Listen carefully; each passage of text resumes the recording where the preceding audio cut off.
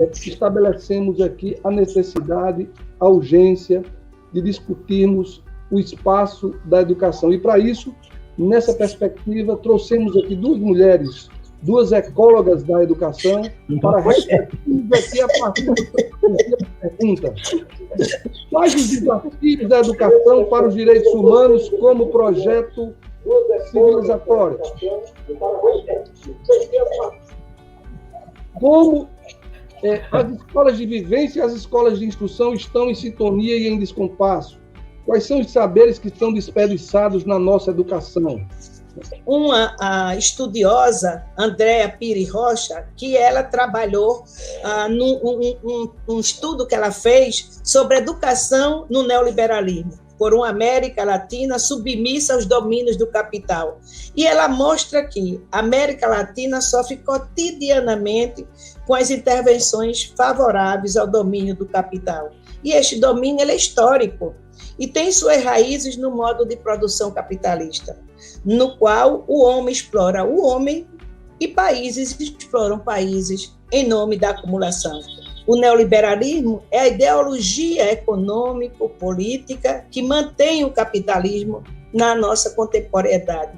Efetivo desmonte dos direitos sociais e utiliza estratégias para que o processo educativo mantenha a subalternidade dos países e suas populações. Enfim, para a exploração em totalidade, a condução ideológica é essencial a fim de se manter a submissão da América Latina sob os domínios do capital. Assim, ressalto a importância, mais uma vez, desse debate, principalmente porque, no título, a relação educação, arte e cultura estão sendo muito menosprezadas, desvalorizadas pelo governo federal e por alguns estados.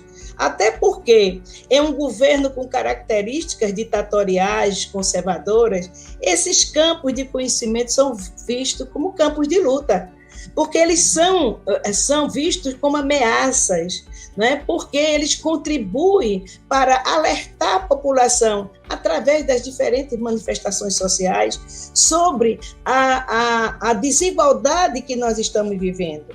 Portanto, eu vou tentar, trazer a minha fala organizada em 3 pontos que, brevemente, eles estão interligados, até mesmo atendendo aí a solicitação do nosso amigo Zé, para que justamente a gente pudesse refletir um pouco por que a defesa dos direitos humanos é tão urgente e pertinente.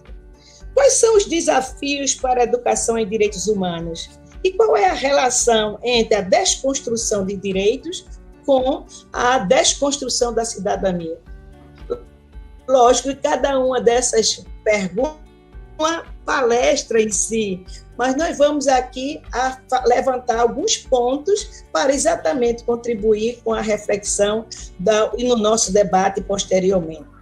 Em relação ao que nós colocamos, a defesa, por que a defesa dos direitos humanos é tão urgente e pertinente? Eu penso que na minha introdução a gente já coloca por que essa importância, sem que nós tenhamos a clareza de que somos sujeitos de direitos e de responsabilidades, porque não podemos dissociar direito e responsabilidade, porque senão são privilégios. Portanto, se nós temos essa compreensão, se nós entendemos esses direitos nessa perspectiva da responsabilidade, nós começamos a assumir o papel de protagonista da nossa história. Nós assumimos o papel de que a sociedade ela é governada por nós e para nós. E para que construção nós queremos? E aí a gente verifica que na história do nosso país, se evidencia que esses campos da cultura, da educação, da arte, nas suas diferentes manifestações, sempre foram espaços de resistência nos processos mais difíceis que nós tivemos na sociedade brasileira, com destaque para aí uma exceção muito mais próxima de nós, que foi o período mais recente de uma ditadura civil-militar entre 64 e 85, 1975, que foi um dos períodos mais longos das ditaduras da América Latina, que durou 21 anos. E aqui eu convido a quem ainda não teve a oportunidade de assistir ao documentário O Dia que Durou 21 Anos, não perca a oportunidade de assistir, porque esse documentário traz a interferência dos Estados Unidos no Brasil, inclusive dando todas as orientações, as coordenadas para que exatamente o golpe civil-militar pudesse acontecer. Será que em nossas escolas, será que em nossas universidades a gente consegue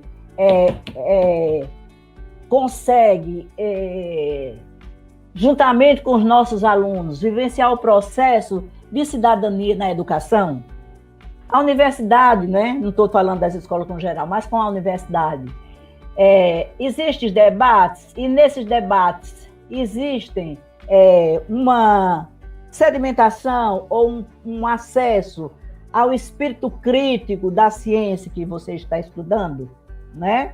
Então, acho que a gente pensa nisso e pensa na formação como um todo, nos nossos cursos como um todo, e a gente pensa com Einstein o que é a educação, tendo em vista um pensamento livre. Eu gosto muito de um livro que ele tem, que se chama Como Vejo o Mundo, e que ele diz assim: não basta ensinar ao homem uma especialidade, porque se tornará assim uma máquina utilizável, mas não uma personalidade, ele, o homem. É necessário que adquira um sentimento, um senso crítico, prático, daquilo que vale a pena ser empreendido, daquilo que é belo, do que é moralmente correto. Isso enquanto função da escola, da universidade, no caso, né? Que eu estou pensando. Mas aqui a gente está falando na escola como um todo. A não ser assim, essa é a parte que eu mais gosto, não que eu gosto por causa do animal, mas porque eu gosto, porque acho que a gente está nesse caminho. A não ser assim, ele se assemelhará com seus conhecimentos profissionais, mais a um cão ensinado do que uma criatura harmoniosamente desenvolvida, pensando no desenvolvimento intelectual, físico e mental, né? Deve aprender a compreender as motivações dos homens, suas quimeras e suas angústias. Quantas vezes a gente rechaçou a poesia das escolas, né? Quantas vezes a gente não quis saber do que estava pensando ou do que estava passando o nosso aluno e de por que ele estava angustiado. Enfim, as relações a seus próximos e à comunidade. Então, se a gente na escola e dentro da sala de aula, eu fiquei pensando, a gente não consegue perceber isso, nem vivenciar isso, imagine como a gente percebe, a partir do nosso ponto de vista da escola, como está a comunidade e como aquela comunidade recebe aquela escola que está instalada nela.